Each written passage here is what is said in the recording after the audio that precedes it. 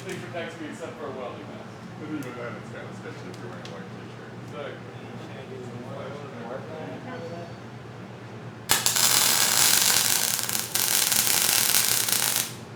That's cool. My welder didn't have the oil exposed. Oh, yeah.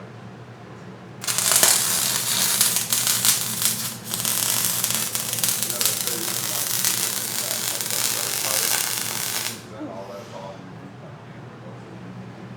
clear, no safe In theory. So you'll still get flash, but you won't get like UV damage.